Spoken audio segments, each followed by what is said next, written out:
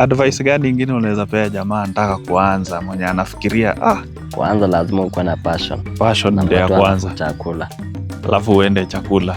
Sisi what we do, tunapea 2 kg kila siku. Lazima ufanye, inaitwa calculated risk. Soko iko. Na inakuja na records zote. Sasa ita depend kama uliitisha itakuja na. Itakuja. Kama uliitisha. Yenda chini kwa sababu iko na nitrogen. Na hiyo ndio inaleta ugonjwa. Acha kuwe machua kondoo. Weka ni ya nini?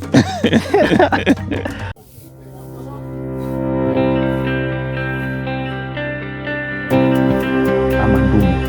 Ram moja anaweza kuadhibu. Lakini water iko tu silent. Iko silent, inatata vizuri. Karibu kwenye kipindi cha ufugaji wa Dopa Bora. Mahali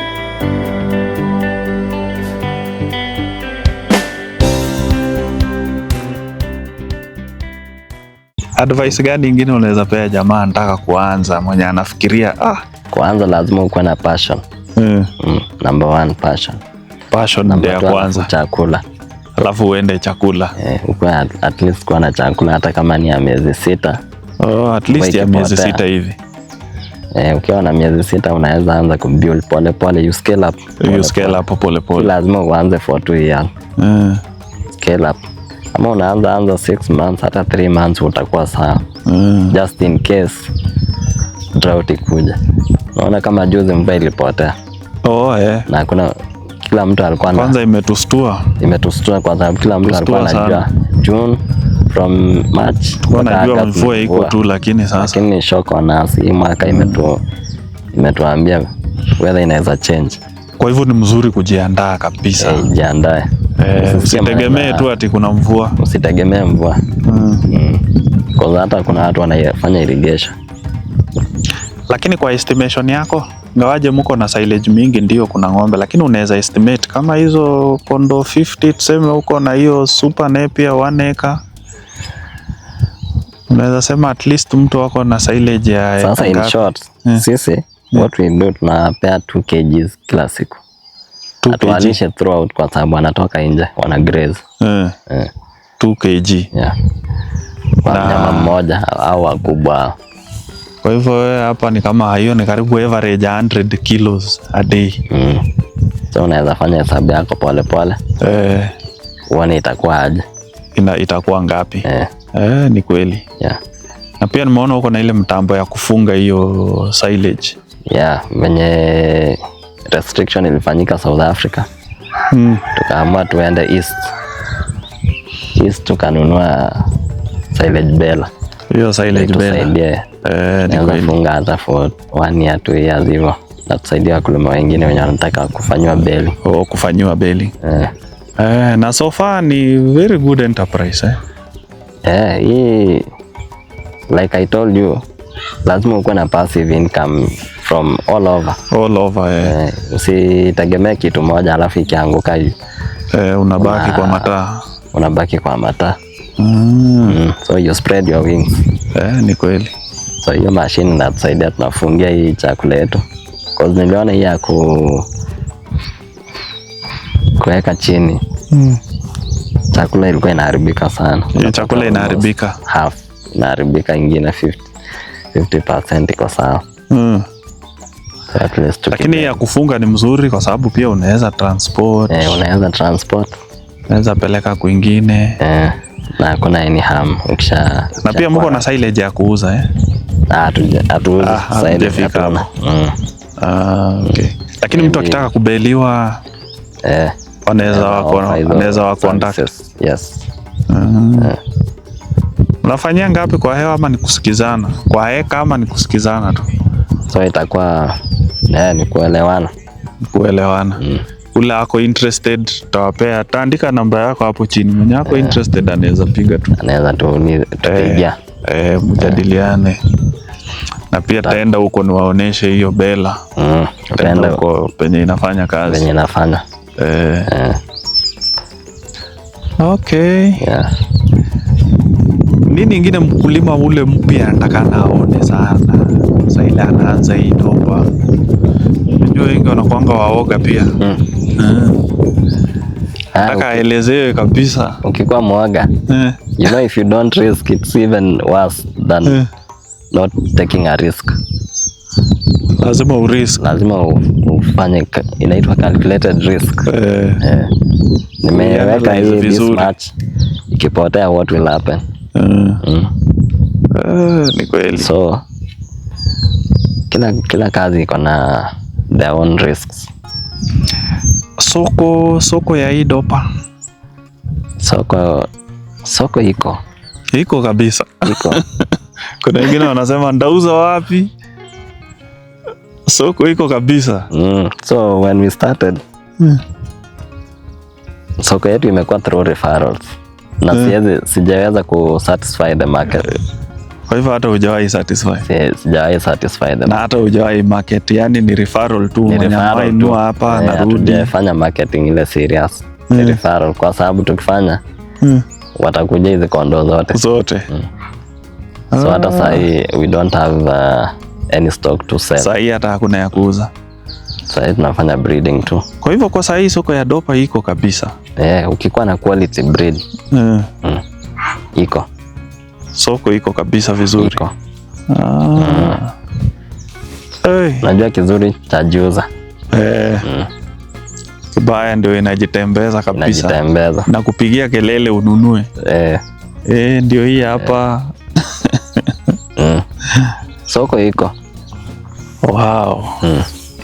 Ukichunga huwezi kosa hata in a month unapata, cause kuna watu wananunua daily. Kwa hii na kuna watu wanauza daily. But sisi tumeweka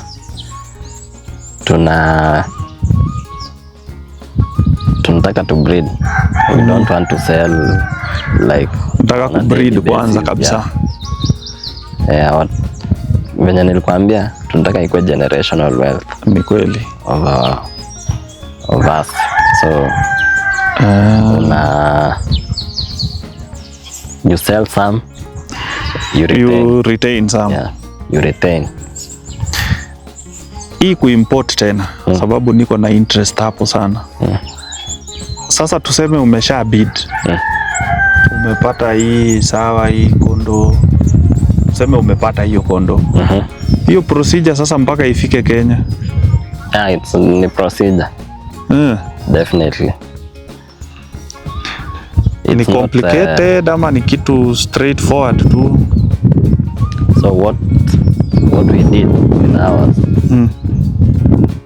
we imported through a friend. Okay. Kuna license ya kuimport. Anyone can import. Sio kila mtu. Yeah. And then definitely kuna hizo charges, like charges, quarantine charges. So quarantine huko ama hapa Kenya? Huko. Inakuwa kwa quarantine. Yeah, for 3 weeks. 3 weeks. Yeah. Unalipa hizo charges. So it's a process. It's a process. Si straightforward ati nataka mtu akuwe patient. First of all, lazima kuwe na mtu mwenye akona license ya kuimport. Then from there atakuguide. Na ni biashara pia yeye anafanya, kwa hivyo exactly you are paying for that service. Lakini tuseme sasa ukiwa na huyo mtu mwenye amewahi fanya hiyo importation, yeye ana handle kila kitu. Yes. Wewe ni kulipa tu, ana handle, unangojea mpaka ifike. Pay the farmer direct. Okay. Ile ya kubidi unalipa huyo farmer. Yes. Hata hii yetu yenye tulinunua tulipa direct to the farmer. Kwa farmer. Alafu huyu kama broker sasa, huyu agent wa clear. Yes. Unamlipa, alafu wewe unangojea tu. Yeah. But ni kitu unaweza encourage mtu yoyote afanye akitaka. Yeah, but it needs patience. Kama last year when kulikuwa na riots. There was a time tulingoja hata 6 months. Ndio wanyama wafike. So inahitaji 6 months. Inahitaji patience. Kama una patience, hiyo ni muda mrefu. Yeah. When kulikuwa na riots. Muda mrefu kama tuseme ndio unaanza na tuseme hiyo ni stock yako ya kwanza. Unaanza kuwa mgonjwa. Unakuwa mgonjwa bana. Miezi 6 si kidogo. Miezi 6 ni mingi. Nataka ukienda pale patience. Wewe umeamua kabisa. Okay. Saa zingine inakuwa straightforward. You can get them even after akishamaliza quarantine. For 3 weeks you get maybe the next week. So you need 1 month. 1 month. Sema within like hiyo ni ile normal sasa. Hiyo ni ile normal. Normal ni within a month umeshapata kondoo wako. Yeah. Kama kuna any issue. Okay. Hivyo tu. Hakuna kuquarantine hapa Kenya tena. Quarantine utakuja quarantine wewe mwenyewe. Wewe mwenyewe sasa. Yeah. So unaenda unaichukua kwa airport. Unakuja nayo. Na inakuja na records zote. Sasa ita depend kama uliitisha itakuja na. Itakuja. Kama uliitisha. Mimi nafikiria records ni ya maana sana. Records ni ya maana. Sana penye tunaelekea hapa. Itisha wakupatie. Sana penye tunaelekea hapa mbele. Mimi naona ingekuwa mzuri tu kila mkulima aanze kukeep records. Weka record. Tatusaidia sana wote. Andika kwa karatasi, andika. Sana hii ya family tree. Historia yake ndio itatusaidia mpaka inbreed. Jusu unaona wewe una import hapa, ule ana import hapa. Yeah. Kesho unaweza enda ati unaenda kununua kwa ule kumbe iko related na hii. Related na hii. Na unafikiri unataka una avoid inbreeding kumbe na kumbe umenunua hapo kabisa. Exactly. Kumbe pia yeye aliimport kutoka huko. Kumbe aliimport kutoka the same farm yenyewe umetoa hapo. So ni muhimu kuwa na records. Ni muhimu sisi kama wakulima kila mtu sasa akipa records ya ndume na mama. Usichukue tu ya ndume peke yake. Ndume peke yake. Ndume na mama. Ni kweli. Mimi nimeshukuru sana kufika hapa leo. Lakini bado utatupeleka utuoneshe vile una nini chakula. Vile unaweka chakula pia nilikuwa naona pale unajaribu kujenga kidogo, tutaenda tuoneone tukimalizia. Tunafanya renovation. Safi sana hapo ndani. Ya kondoo. Kweli. Kwa hivyo pia banda ni ya muhimu penye wanalala Yeah, definitely. Inasaidia. Unaona wewe huko ni raised floor kwa sababu ni chemi. Ni chemi ya. Safi tena. Nataka hizo dropping ziende chini. Si baki juu. Penye wanalala. Okay. Iende chini kwa sababu iko na nitrogen na hiyo ndio inaleta ugonjwa. Zikibaki juu. Dropping ya kondoo na mkojo iko na nitrogen. So ikibaki juu ina affect. Utaona wanakuwa wagonjwa. Unashangaa mbona kondoo wangu ni wagonjwa. Kumbe watazamaji mmesikia hiyo? Droppings ndakana iende chini. Wakibaki naye, lakini wengine wetu hujengea nyumba chini, kwa hivyo ndakana ufagie kila siku. Na isikuwe vumbi sana. Isikuwe vumbi sana. Kwa vumbi tena unaona hiyo ni another problem. Hiyo ni another problem. Okay. So kwa breeding tuseme wewe umefika kwa pure sasa. Sababu unaona hizo zenye una import ni pure. Hizo ni pure. Na niko na percentages hiyo hapo, nataka ni to breed na wewe ramu wetu. Uzi improve sasa. Hiyo ni poa.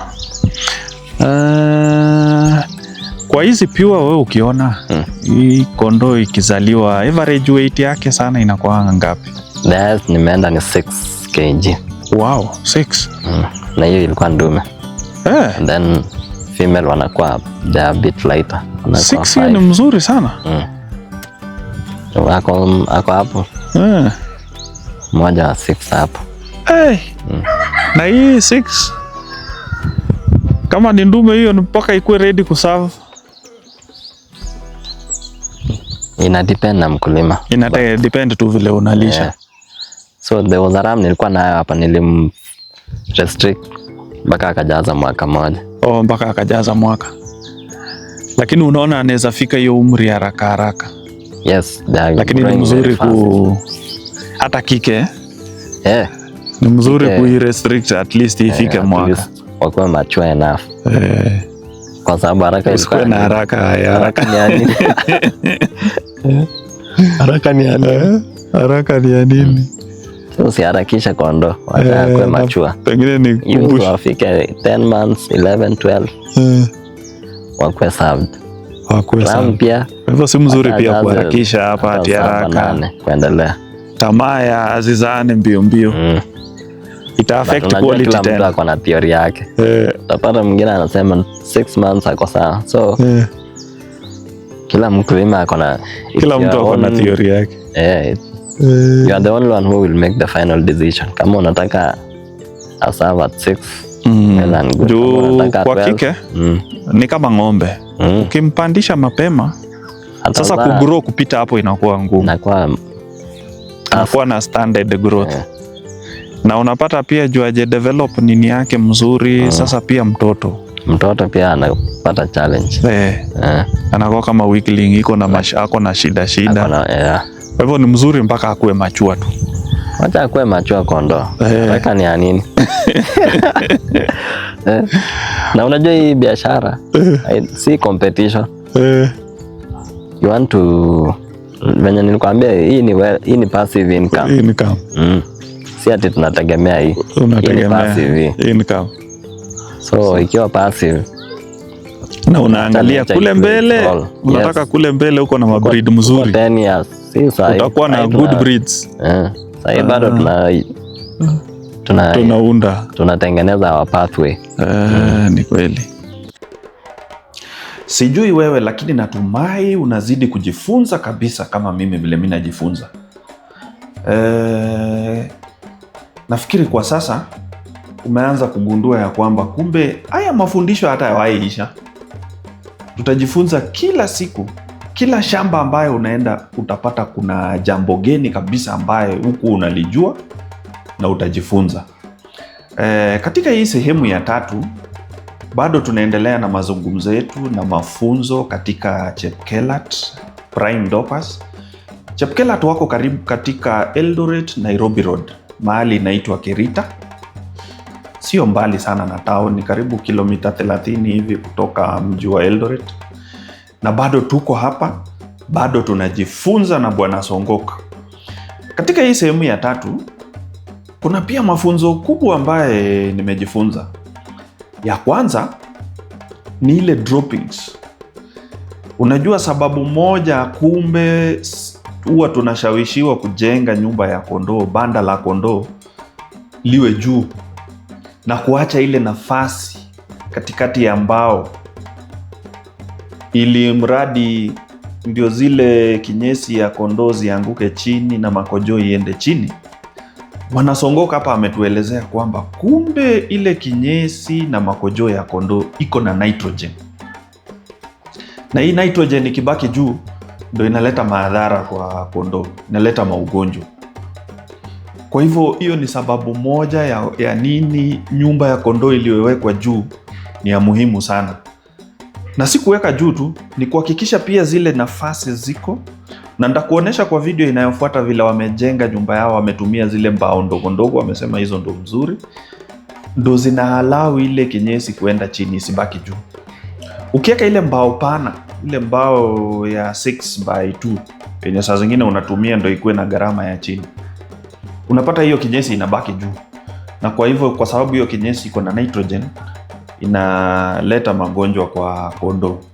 Na nikakumbuka nilipotembelea Capri, alinielezea kwamba kulikuwa na mkulima mmoja aliwahi jenga nyumba ya kondoo akaweka juu, lakini kule chini akafunika kabisa ati ndio ikuwe joto.